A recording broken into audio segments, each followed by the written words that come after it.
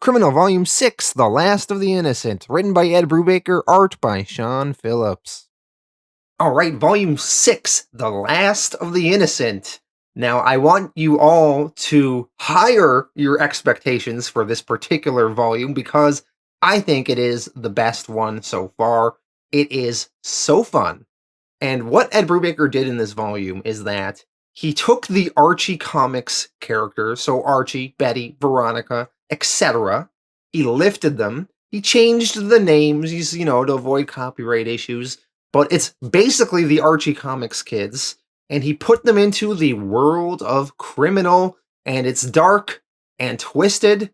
We have the Archie analog character. He's married to Veronica, but he hates her. And he wants to kill her and get with Betty. And Jughead is like a drug addict.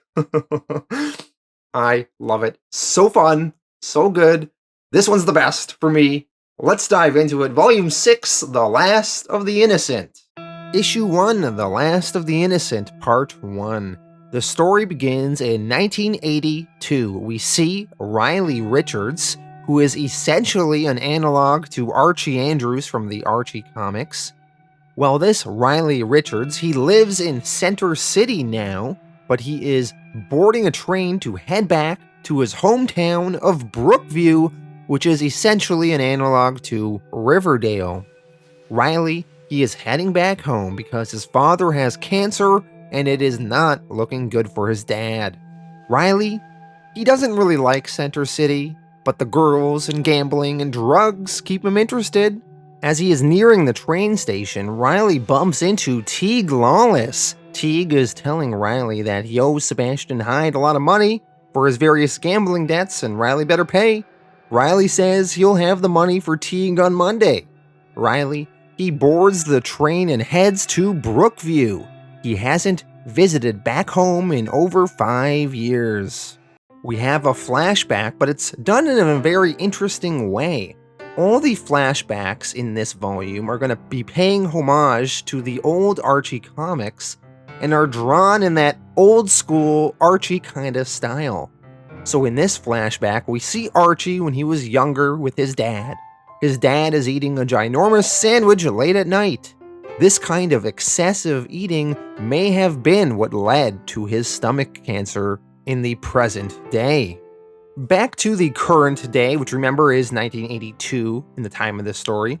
Riley arrives in Brookview. His old friend and ex-girlfriend, Lizzie Gordon, picks Riley up. Lizzie Gordon is essentially the Betty Cooper analog from Archie Comics. The girl next door, the one that got away. Riley, he gets in Lizzie's car and they drive.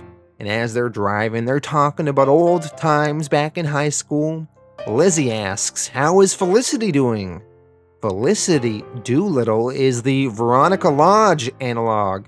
Felicity and Riley are now married in this book.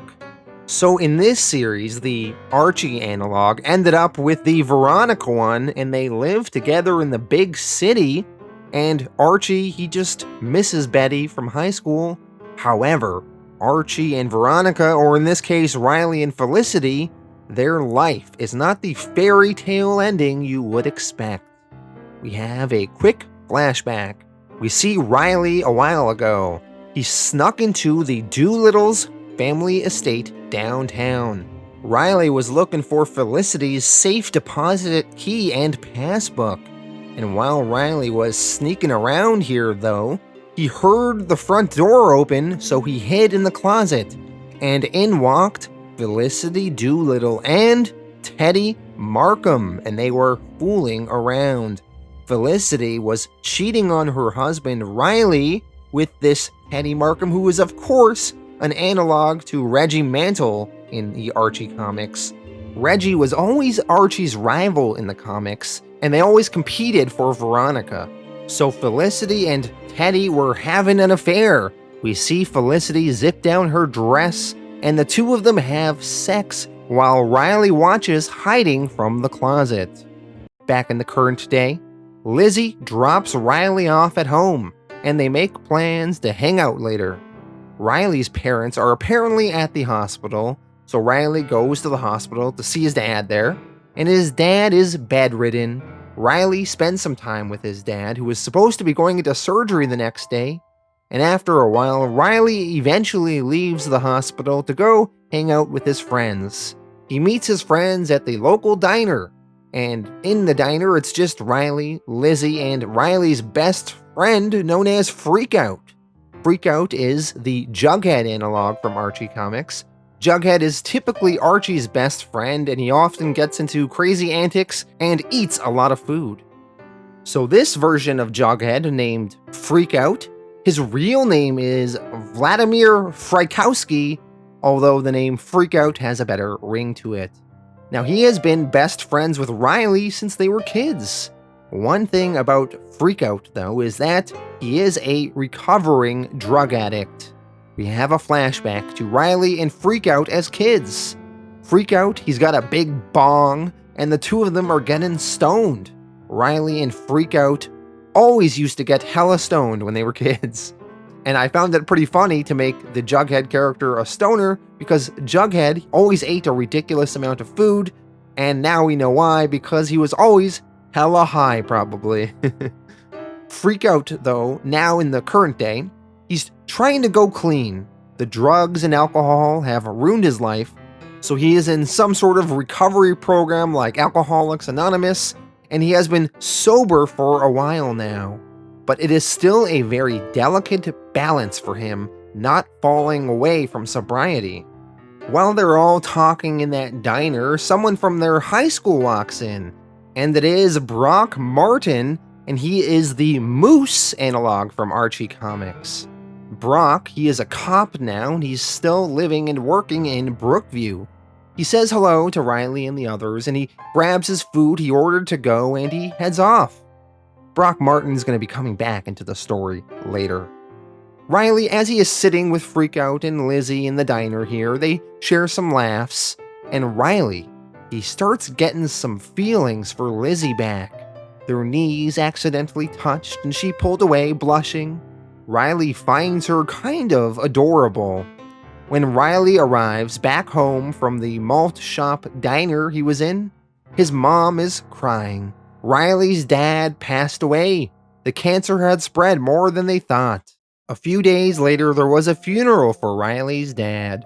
Felicity, Riley's wife, came down for it, and during the funeral, she was crying really hard. Riley almost seemed suspicious about it, like she was overacting though. She was over-crying. Riley didn't even think that Felicity even liked his dad. Riley, he gives a eulogy, but the words feel empty to him. He doesn't cry. He tries to, but nothing happens. We have a flashback to a young teenaged Felicity in her bedroom. Her dad walks in.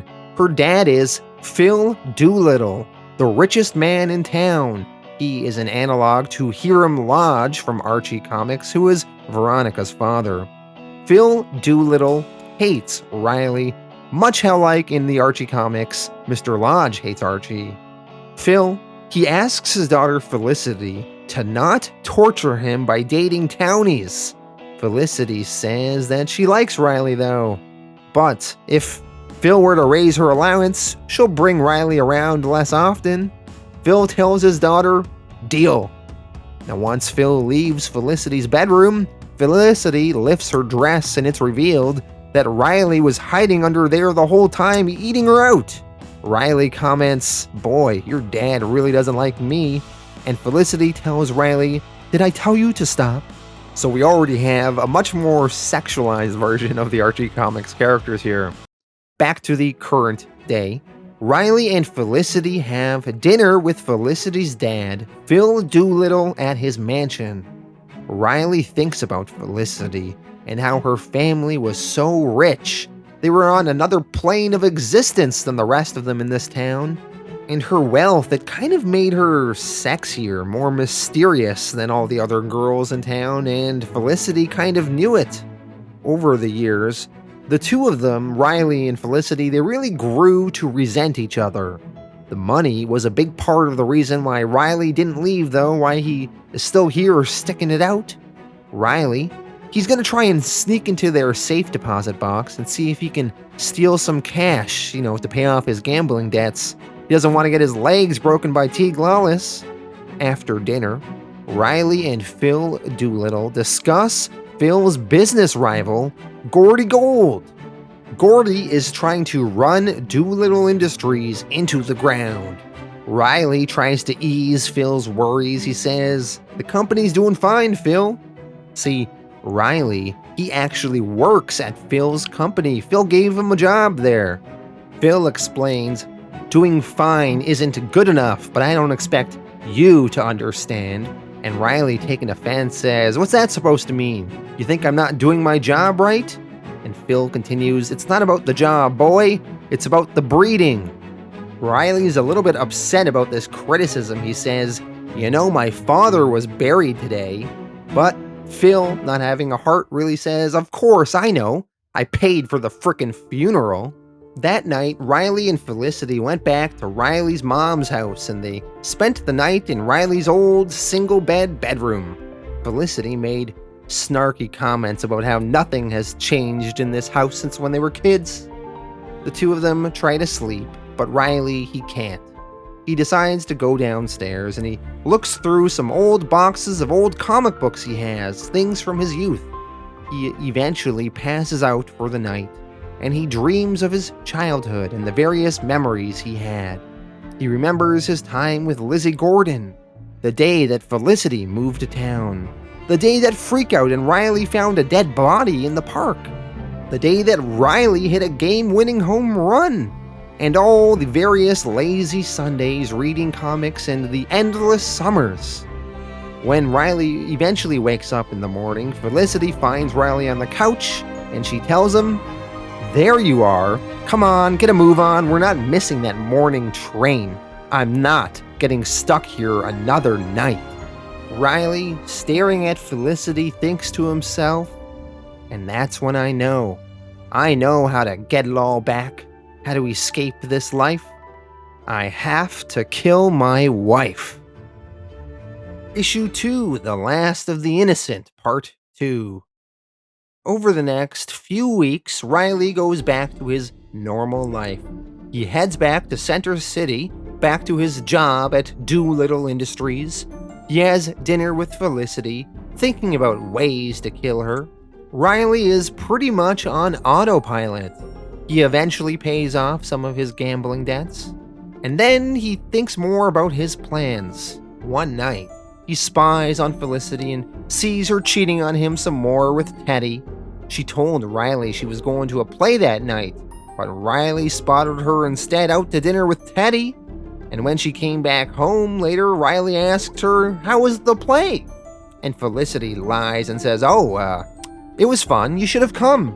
Riley tells Felicity he has to go back to Brookview in the morning and help his mother move. Felicity asks, "Can't your mother just hire movers?" But Riley tells her, "I'll be a few days, a week at most." In the morning, Riley heads to the train station. He remembers back to the early days of his and Felicity's relationship.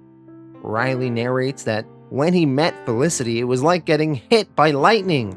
She was so sophisticated, so hot, and she was open sexually. She used to live in France where women were more free with their bodies, and she would let Riley touch her and they would have sex. Whereas Riley spent years fumbling in the back of his car with Lizzie, and he would never get anywhere. She would barely even let him get to second base. But with Felicity, she was a very sexual being, and the sex wasn't just okay, she was aggressive about it. Riley, he arrives back in Brookview. He goes to an AA meeting to pick up his friend Freakout, the recovering addict. We see him at this meeting. He's telling everyone there how he is now 1 year sober today. After the meeting, Riley and Freakout walk around town. Freakout asks if Riley and Felicity are going to have kids soon. Riley explains that he works long hours and him and Felicity argue constantly, so he doesn't think kids are a great idea. Freakout smirks, commenting on how the two of them are basically never not fighting. We have a flashback to Felicity as a teenager. At this point in time, her and Riley broke up for whatever stupid reason, and Felicity was dating Teddy at the time. Teddy, Riley's rival. Now, the entire time her and Teddy were on their date, though, Felicity couldn't stop talking about Riley. She's complaining about him, saying that she's totally over him, and she doesn't know what she saw in him in the first place. Teddy, annoyed at this, thinks to himself, I better at least get a handjob out of this. After their date, though, Riley was waiting outside the malt shop, and he was on his knees, begging for Felicity to take him back, which of course she did, and they kissed right there in front of Teddy. And this really pissed Teddy off. Riley snatched Felicity back away from him. Teddy mumbles under his breath, Man, do I hate that Riley frickin' Richards. Riley back at his childhood home and helping his mother move, packing boxes. He contemplates his life and his relationship with Felicity. They were always fighting, years and years of back and forth, screaming and jealousy, until, eventually, it just kind of turned into a silent resentment. Felicity's dad got Riley out of the draft for the war in Vietnam, and then him and Felicity started dating seriously again a few years after college. Felicity's dad then started grooming Riley to join the family business at Doolittle Industries, albeit a little reluctantly. Phil Doolittle was always disappointed that his daughter seemed to be ending up with Riley and not someone else, someone smarter, someone richer. But by the time Riley and Felicity got married, Riley was made vice president in Doolittle Industries. They made Riley sign a prenup, and Riley found that a little bit degrading. Riley, he felt bought and owned at the same time. He was stuck in this marriage, and he worked there as well, and he was in this family business, but he had no real money of his own. Riley, he was now in this loveless marriage, and Felicity was sure to leave him soon and run away with Teddy, and because of the prenup, Riley would be left with nothing. Riley, he can't let it end like that for him. He's not going out a loser, that's not who he is. Riley likes being rich, he likes the money, and the prestige and the perks he gets as being part of Felicity's family. He's not letting that go. Riley comments that they say money won't solve your problems, but in his experience, that's bullshit. Riley heads down to the police station in Brookview. He talks to his old friend, Brock Martin, that works there. Riley slipped some eye drops into Brock's soda when he wasn't looking, and Brock had to run and use the bathroom. See, when you slip eye drops into someone's drink and they drink it, it makes their stomach all upset and they gotta go to the bathroom a lot. So while Brock is sick, Riley, he sneaks into the police record room and looks at the police files of the Brookview Stalker. The Brookview Stalker was a slasher killer that was killing folks back in 1967. Riley, he looks over the police files. He's gonna use some of this information for his grand plan of getting rid of his wife, Felicity. Riley eventually leaves the police station, and he sits down at the town park. And there he runs into Lizzie Gordon, and the two of them get to talking, and they end up spending the day together. They spend hours talking, and near the end of the day, Riley asks her, "You ever wonder if things had gone differently?" That Lizzie answers, "Of course I do, but life doesn't give you do-overs." We have a flashback to high school. Felicity and Lizzie fighting over Riley and who he should be with. Felicity tells Lizzie, "Riley will always pick me over you because he likes bad girls." And Lizzie, angry, calls Felicity a slutty bitch. So clearly the two of them have this deep-seated rivalry over Riley. Back in the current day, Riley is hanging out with Freakout at night. They are sitting on the hood of Freakout's car looking over the city, talking. Riley eventually pulls out a few joints. He says he found it in his mom's basement. It's one of their old ones. He asks Freakout if he wants to smoke up a bit. Freakout, a drug addict, says no. He can't be smoking pot. But Riley peer pressures him a bit, and eventually, Freakout, he smokes some pot. He gives in, and before you know it, Freakout smoked all 3 joints. The 2 of them then made their way back to the malt shop, and Freakout, all messed up, he is just eating tons and tons of hamburgers. And then the 2 of them get some booze and they get drunk, and we see Freakout pissing in an alley. Riley drives Freakout back to his place, and eventually Freakout pukes and blacks out for the night. Now, this was not just a random, unexpected series of events, though. Riley purposely got Freakout all messed up tonight. He purposely offered him all this marijuana and booze. He wanted Freakout to pass out because Freakout would make the perfect alibi for his murder plans. He couldn't have murdered his wife. He was 200 miles away in Brookview, caring for his sick friend Freakout that had a little bit too much to drink this night. Tonight was the night that Riley was going to do it. With Freakout blackout drunk, Riley drove his car as fast as he could out of Brookview and all the way back to Center City. It was a 3-hour drive. He figured Felicity and Teddy would be carrying on their affair with him out of the city. Sure enough, when he arrives, he spots them heading into Felicity's dad's unused flat he keeps in the city. The 2 of them both went in. Teddy got seen by an old woman on the street. That's good. That old woman will be able to say that she saw Teddy that night going into the flat. Felicity and Teddy, when they got into the flat, we assume they banged, and 20 minutes later, Teddy, he left, staggering home. See, Teddy, he has got an early flight the next day, some business trip. Riley overheard them on the phone the other day talking about it. So Riley knew this. That's why Riley had to do this tonight. Riley sneaks into the flat, stealthily making his way through the building.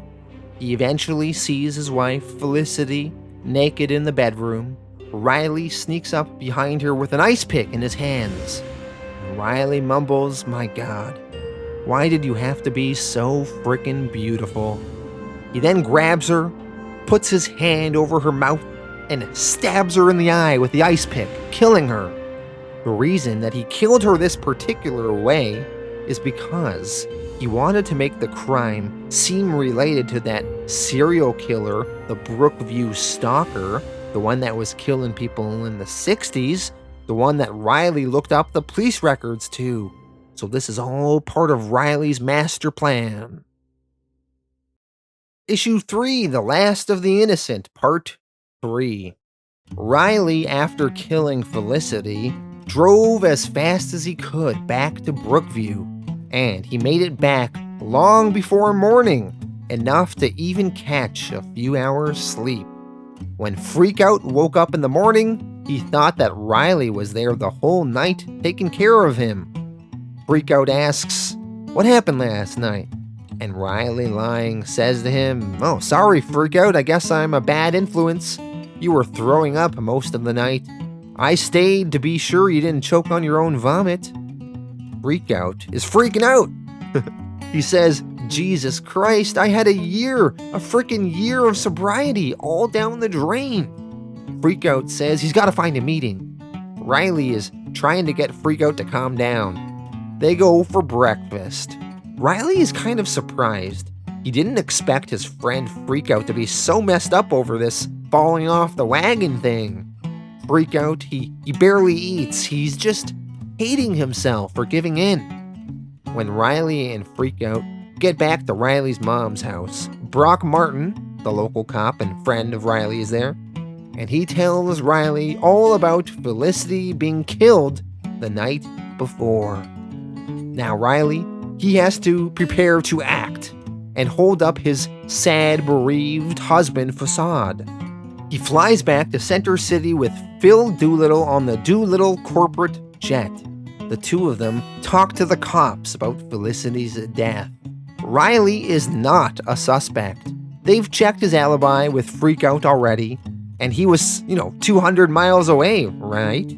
The Center City detective tells Riley and Phil about Felicity having unforced sex before the murder, so she was having an affair.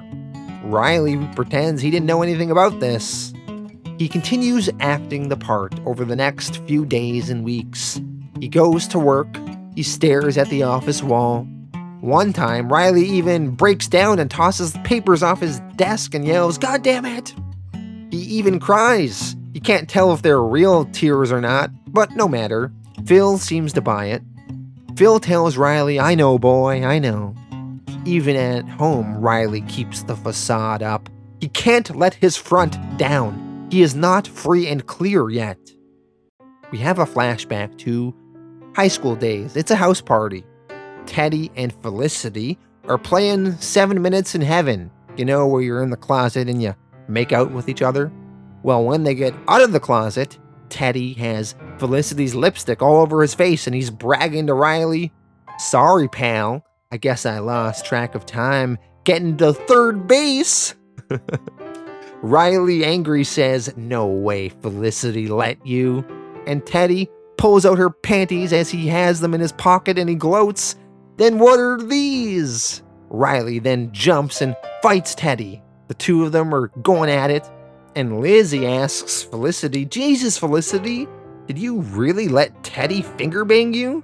And Felicity replies, "Don't be crazy, Liz. I gave him some extra panties I brought. I just like to watch them fight over me." Back to the current day once again. Eventually, Teddy is arrested. Things are not looking good for him. He was having sex with Felicity the night of her murder. They have the DNA evidence to prove that, and they have a witness that will testify that Teddy was in fact seen heading into the building that night. Riley decides to visit Teddy in jail. Teddy is telling Riley, "You gotta believe me, man, I didn't kill her." Riley says he doesn't believe Teddy, though. The evidence is too strong against him. Riley says he came to prison to ask Teddy why. Why did you only ever want what I had? Why did you have to be like that?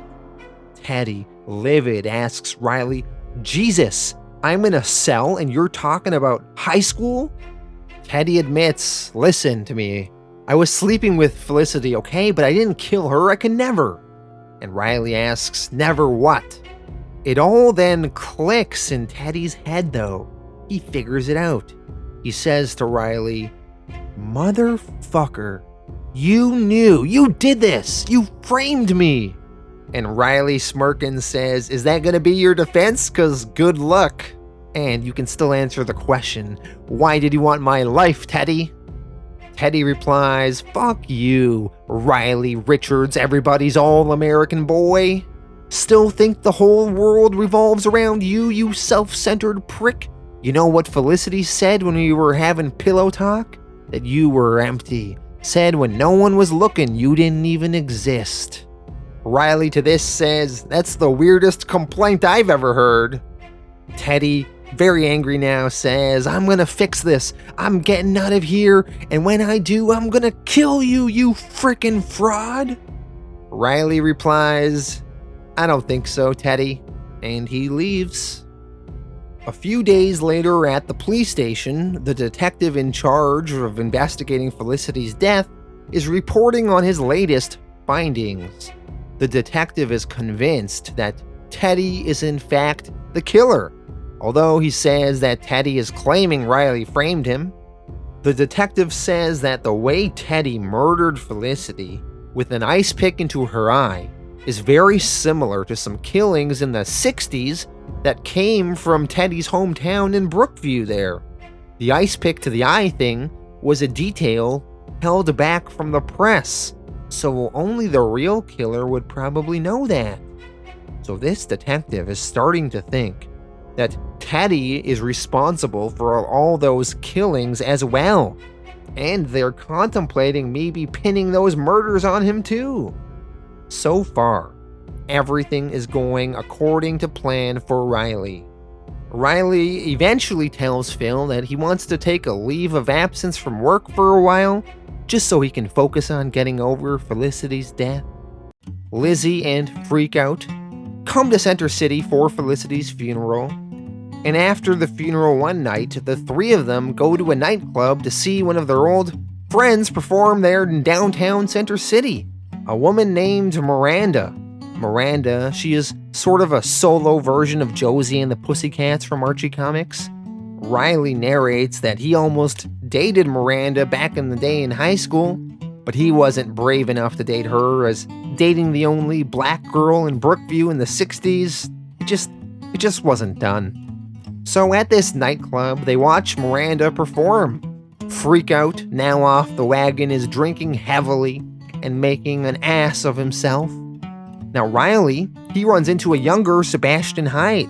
Sebastian knows Riley because Riley often gambles with Sebastian and loses money to him. Sebastian tells Riley, "I wanted to give my condolences on your bad fortune." Emphasis on fortune, am I right? He says, almost winking. He leaves and walks away. He's kind of joking that Riley will in fact be rich soon, inheriting all of his dead wife's money. After Miranda's performance ends, Miranda introduces Riley and Lizzie to Gordy Gold. Gordy Gold owns the record label that Miranda performs on. Gordy Gold is also the rich businessman who is rivals with Phil Doolittle, often trying to run him out of business. Riley and Gordy Gold share a few words. They talk about Phil. Eventually, Lizzie realizes that Freakout is missing. Her and Riley have to say bye to Gordy Gold and Miranda, and they run off to go and find Freakout. The two of them wander the streets looking for Freakout, and they eventually find him getting beat in an alley by some punks. Freakout was trying to score some drugs off of them, and things turned south. Riley grabs a brick and beats the shit out of the street punks, saving Freakout. In the morning, the three of them head back to Brookview on a train. Freakout's sleeping, and Riley and Lizzie are sitting side by side with Lizzie's head on Riley's shoulder. Riley thinks for the first time in a long time, everything in his life feels right. His plan seems to have worked. However, not everything is going off without a hitch.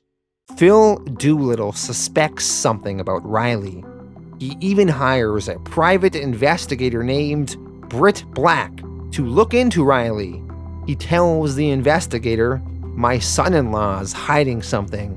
I want you to find out what it is, and then I want you to help me nail him to the wall."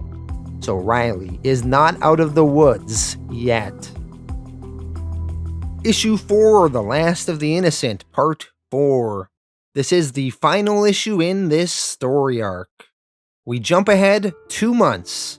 Riley and Lizzie are officially dating now, and the passion is just like it was when they were in high school. They are all over each other. Riley, he signed all the paperwork, and as the widow of Felicity, he inherits 25% of the Doolittle fortune. He inherits some property and all of Felicity's shares of company stock. Teddy, he's still in jail. He's not getting bail. He has an open and shut murder case against him. Teddy, he is still claiming that Riley framed him, although he's not really getting anywhere with that. Now Riley, he has some business to attend to before moving back to Brookview permanently and beginning his new life with Lizzie. As much as Riley wants to be with Lizzie and live in Brookview, there are things about Center City he's gonna miss, like the gambling and the woman. He'll have to find excuses to come to the city and visit every so often. So Riley, he's still trying to get all of his affairs in order. Everything for the most part is going smoothly, although things are not going so great for Freakout. Freakout is a mess. He's even been arrested multiple times for drunk and disorderly conduct, and Brock Martin had to pull some strings to keep him out of jail. Riley, he's taking care of Freakout though, and he picks him up at the police station one night and drives him home. When Riley gets Freakout home, Freakout starts talking crazy. Riley, trying to remove Freakout's shoes, says, "Come on, man, help me out here." And Freakout, who's drunk, says, "Pfft, it's all I ever do, because Riley Richards is the only person in the world." You think of everything, don't ya, Mr. Smarty Pants? But maybe you aren't so smart. Ever think of that? We have a flashback where we see Freakout as a kid. His mom would often have various men over and bang them, so Freakout would just get high and walk around Brookview. He would just be stoned and have fun people watching. Now, he didn't mean to do this, but sometimes he would peep into people's windows. And the things that he would see when people didn't know that he was looking, well, it would kind of blow your mind. Back in the current day in Center City, Riley, he spent a night gambling in town, and afterwards he talks with Teague Lawless, and Teague warns Riley that a private investigator is looking into him, looking into all of Riley's gambling and whoring and throwing a lot of money around to get answers. Riley thanks Teague for the heads up. Riley, he's figuring out who could be behind this private investigator, and he figures it's probably his father-in-law, Phil Doolittle.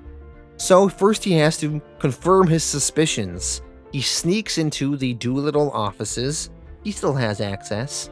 And he looks in the accounting books for Phil Doolittle's company, and he sees it right there. A payment to this private investigator right in the company's accounting ledger. Riley, he's gotta step things up, cover his tracks. He phones Teague Lawless and asks for a favor. Riley paid Teague Lawless to use Sebastian Hyde's connections to hire 2 convicts to sneak into Teddy's cell in jail, where they beat him and forced him to write a false confession, and then they strangled him to make it look like a suicide. In the newspaper, Riley reads about Teddy's suicide and death, and he thinks that he is one step closer to covering all of his tracks. But then, Britt Black, the private investigator, he confronts Riley in the diner. He tells Riley that he's on to him. He knows that Teddy was most likely innocent, and people were hired to kill him to make it look like a suicide. Riley tells him he has some imagination. Britt Black tells Riley he believes that Riley hired Sebastian Hyde's men to kill his wife, Felicity, and then he elaborates on his theory. He says, "See, you had major gambling debts, and men like Sebastian Hyde, they don't like unpaid bills. Wouldn't have taken him long to figure out where the real money was. They kill your wife and you pay up. You say a word and you join her in the graveyard." Riley is not amused. He argues angrily, "You think I got Felicity killed over money? You couldn't be more wrong, mister." The private investigator questions, "Then why haven't you asked me who I'm working for?" And Riley answers, "Because I don't give a shit. We're done here."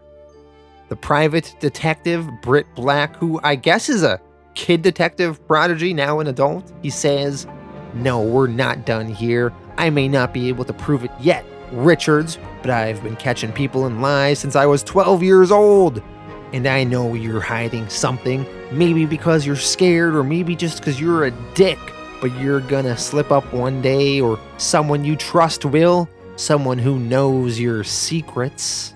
And I'll be there because I don't give up." Britt Black then leaves as Gordy Gold walks in. Gordy Gold, Phil Doolittle's business rival. Riley and Gordy Gold work out some sort of behind-the-scenes deal. The next day, that deal that Riley made with Gordy Gold gets revealed. Riley transferred over all of the Doolittle family stock that he inherited from Felicity and gave it to Gordy Gold and initiated a stock takeover of the company. Gordy Gold now owns a controlling interest in Doolittle Industries. Phil Doolittle is understandably upset, and he confronts Riley over it. Phil is yelling at Riley and says, "Do you realize what you've done, you son of a bitch? You've ruined me." And Riley smugly says, "Yeah, I get it, Phil. I've been VP here for a long time, and you're far from ruined. You're still a multimillionaire." Phil asks, "A stock takeover, that's your move?" And Riley answers, "I'm just doing like you taught me, hitting where it hurts the most." And Phil asks, "And what are you getting out of this? What did gold promise you?" And Riley answers, "Nothing, just the look on your face." Phil, now furious, says, "You backstabbing little pussy." Riley replies, "Says the guy who hired the private eye. Face it, you brought this on yourself, old man. Don't ever forget it." Later on, Riley is beginning his new life with Lizzie. They are at one of the beach houses that Riley inherited from Felicity. Both him and Lizzie are enjoying the benefits of being rich. They have their own private beach house now. They run around naked on the beach in the water. They make love over and over and over again all over the place. It is bliss. Riley, though, he has to take care of one last detail. Remember the words of the private eye? He said, one day Riley's gonna slip up, or someone he trusts will, someone who knows his secrets. Well, Riley, he drives to see his old friend Freakout. The two of them are hanging out, Freakout smoking a joint, and he asks Riley, "So, you got away with it, huh?" And Riley acts surprised. "What?" Freakout continues, "Cut the act, I know." Riley asks, "What did I do wrong?" Riley thought he covered all of his tracks perfectly. Freakout explains, "The night of the murder, you forgot to refill my gas tank. I just topped it off before I picked you up that night. It was practically empty the next day." Riley says, "Shit." Freakout continues, "Don't be hard on yourself. You were always a self-centered prick. But there was something else you should have known. I know who the Brookview stalker killer was, and it wasn't Teddy. It was Principal Beeswax." Freakout explains that when he used to get high and peep into people's homes when he was a kid, he saw that Principal Beeswax was having an affair with one of the teachers, and they decided to kill her husband. They made it look like she was the last of a series of victims, and that her husband died trying to save her. See, the girls who Principal Beeswax killed before were all hookers from downtown, people no one would miss. Riley asks, "Wait, how do you know all this?" Freakout explains, "I heard them planning it one night after they had sex in his car." And Riley asks, "You spied on them?" And Freakout says, "I guess, whatever. Anyway, that teacher's husband totally deserved it. He beat the shit out of her and she was really nice." Riley asks, "So that night when we found that body, you knew it would be there?" This was a throwaway memory that was mentioned in issue 1, that they found a dead body when they were kids. Freakout answers, "Yeah, and that's how I knew what you'd done, man. You and me were the only ones outside of the cops who knew about the ice pick." Riley, he honestly forgot about all that. He just remembered her eye was bleeding. Freakout asks, "But you knew I knew, right? I mean, why else would you be paying my rent?" Riley answers, "Because I... Freakout continues, "Look, man, you don't have to worry. I'll never tell. I kept this whole Brookview stalker killer thing a secret all these years, and I'll keep yours too. I mean, come on, I'm your best friend." Riley, he thought about it. Maybe Freakout would keep his secret. But Riley kind of feels he can't take that chance. Freakout falls asleep, and before Riley leaves, he leaves a hotshot needle right beside Freakout. A hotshot needle is a lethal dose of heroin. Either it's too high a dose or mixed with some other harmful agent, and when it is given to an unaware victim, the result is an overdose or death. So Riley, he left the hotshot needle beside Freakout, somewhere where he knew Freakout would find it and use it. Riley, he then left and cried like a baby in his car. He narrates that no matter what Freakout says, he knows you can never trust a junkie. The next day, Brock Martin phoned Riley to tell him that Freakout did in fact die of an overdose. Brock, he doesn't even sound that surprised. Everybody kind of expected it from Freakout. And this is the last loose end. Riley has gotten away with it. He's killed his old wife Felicity, inherited all of her money, framed Teddy for it, a man he had a rivalry with. He got Teddy strangled in prison and killed, and Riley also ruined Phil Doolittle and got his revenge on the father-in-law that always hated him. Phil Doolittle lost his business to his biggest rival, and Riley can now live the rest of his life in bliss with Lizzie. We see images of Riley and Lizzie together in their life. They are kissing, eating at restaurants, holding hands, and living this sort of happy-looking existence. Riley narrates, "There's a dull pain in my stomach, a heart sickness, I guess, but it feels like a new beginning too, like I'm finally safe. Because the last person, maybe the only person who really knew me, is lying on a slab in the Brookview County morgue. So now I can be whoever I want." And that is the end of Volume 6. Alright, that was Volume 6, and am I crazy, or was this the best volume of Criminal yet? Let me know in the comments if this one was your favorite, or which one was. I'm very curious what some of your rankings are. But yeah, this one was my favorite. I loved the use of the Archie Comics characters, and putting them in this dark, twisted crime noir world, and how Archie became this kind of evil psychopath. He wanted to murder his wife and try to get away with it, and he ended up having to kill his best friend as well, and he screwed over his father-in-law and got rich in the process. And I love how the Archie character kind of gets away with it in the end. The bad guy wins, and he gets to live this sort of happy life and go on. Oh man, sometimes those are the best endings when the bad guy wins. So I thought this was immense fun. I loved the twists and turns throughout.